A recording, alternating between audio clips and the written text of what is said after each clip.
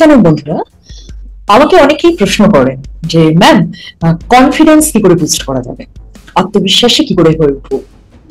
তো আমি আজকে আমার আলোচনায় সেই বিষয় সম্পর্কে আলোচনা করব এবং কিভাবে আত্মবিশ্বাসী হয়ে ওঠা যায় সেই জিনিস সম্পর্কেও যেমন বলবো, তেমনি একটা অত্যন্ত সুন্দর মেন্টাল এক্সারসাইজ আপনাদের সঙ্গে শেয়ার করব, যার দ্বারা সাবকনসিয়াস লেভেলে আপনারা কিন্তু কনফিডেন্স অনুভব করতে পারবেন। তো ন্যাচারালি ভিডিওটা পুরোটা দেখুন।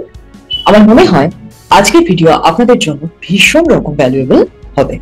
দেখুন, আত্মবিশ্বাস বাড়ানোর মূল উপায় হচ্ছে যে বিষয় সম্পর্কে আপনি আত্মবিশ্বাসী হতে চাইছেন সেই বিষয়ে যথোপযুক্ত যোগ্যতা অর্জন করা। যেমন ধরুন, কেউ ইংরেজিতে কথা বলতে চাইছেন, এবার সেই মানুষটার ইংরেজি বিষয়ে যথেষ্ট নলেজ আছে, কিন্তু কথা বলতে গেলে তার অসুবিধা হচ্ছে, কারণ তিনি মনে করছেন যে হয়তো তার উচ্চারণগত কিছু সমস্যা থাকবে, বা কথা বলতে গিয়ে উপযুক্ত শব্দ তিনি চয়ন করতে পারবেন না, উপযুক্ত বাক্য তিনি বাছাই করতে পারবেন না, এবং তার ফলে কি হবে, একটা সামনের ব্যক্তির সঙ্গে মিসকমিউনিকেশন হবে। কোনো কোনো ক্ষেত্রে হয়তো তার সেই ভুল নিয়ে মানুষ হাসাহাসি করতে পারে, ট্রোল করতে পারে। সেই ভয়ে তিনি কিন্তু আর এগোতেই পারছেন না।